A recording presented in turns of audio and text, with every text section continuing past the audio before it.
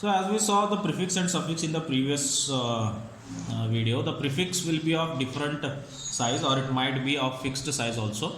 So because depending upon that, the whole address is divided into two parts. The first one is classful address. So classful addressing, the first one. The next one is classless. We'll see that later. So depending upon whether the prefix is of fixed length or variable length, the addresses are divided into two categories, the classful and classless. Okay, in the classful addressing, you should keep in your mind that prefix is of fixed length. It cannot change. Then the prefix will obviously it will be available for large organization networks also and small networks also. Then the prefix is divided into three fixed length. One is 8, another one is 16 and another one is 24. So prefix can be either 8 bits or 16 bits or 24 bits. These are fixed, we cannot change them. Okay.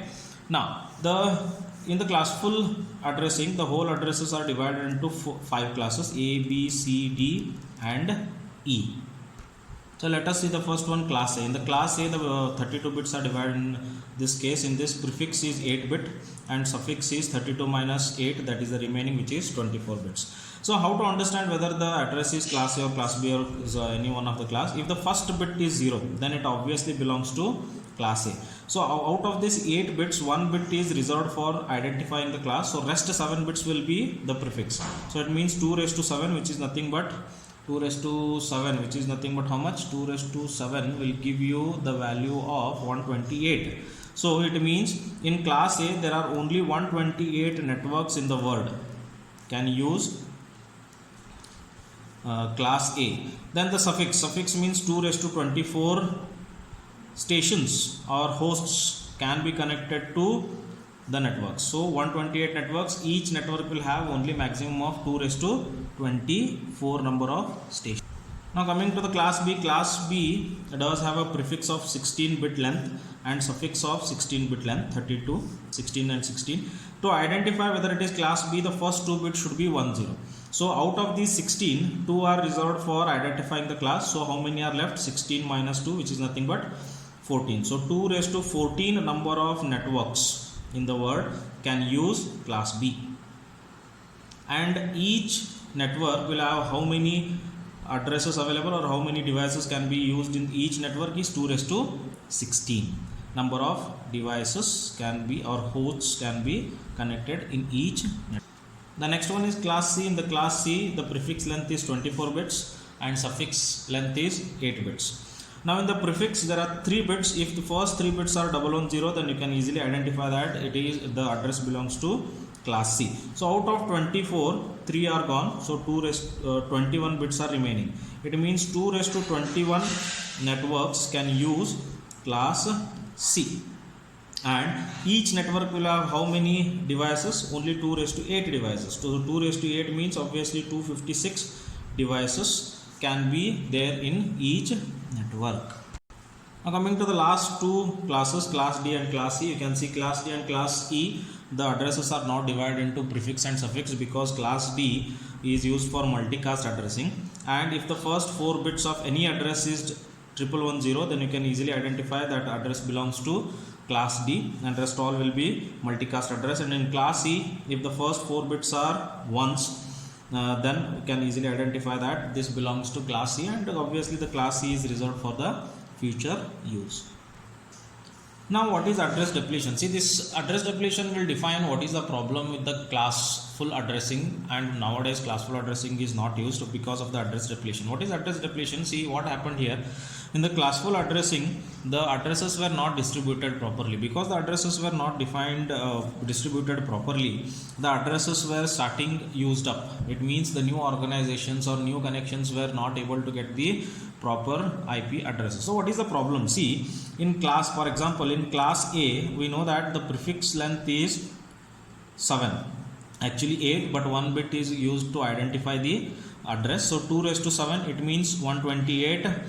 128, so it means 128 networks in the world can use the class A, and the suffix for this is the suffix is 24, so 2 raised to 24 will give you 16, 777, 216. It means there are total 128 networks. Each network can have total number of devices, which is 16, 777, 216. So there are very less organizations which do have these many devices in their organization. So many of the addresses were not used, they were getting waste. Same thing used to happen for class B also.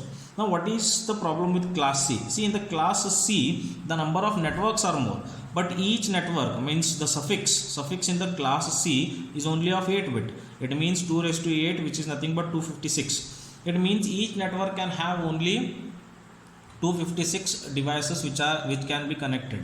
So if there are more than 256, then it was a problem. So because the addresses were not properly distributed, the addresses start getting depleted. New devices were not getting proper connection, so the proper IP addresses. So that was the problem in the classful addressing.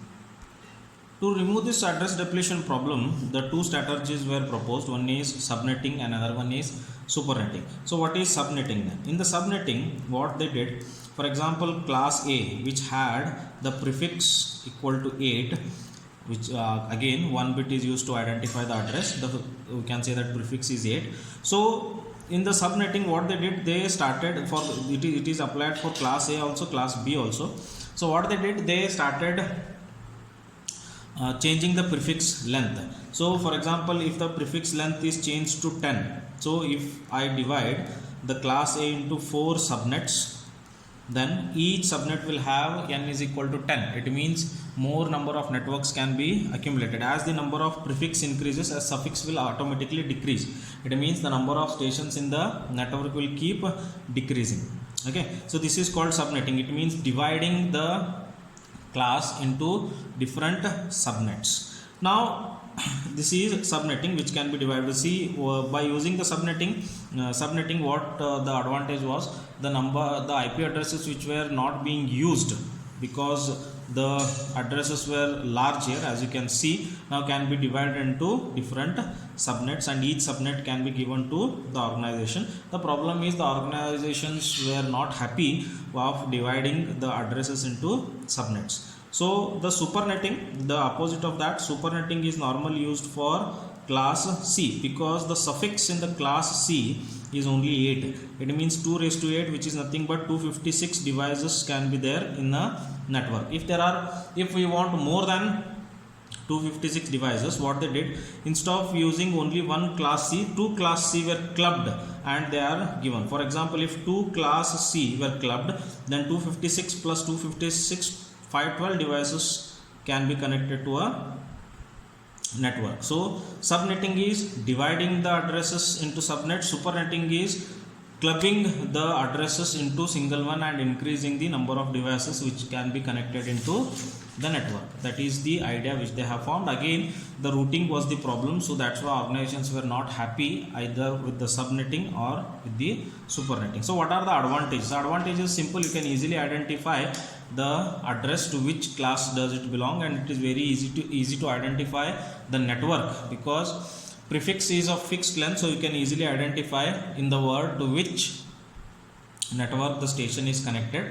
And once you identify the network, then it is very easy to identify the connection inside the network using the prefix. So that was the advantage in the classful addressing.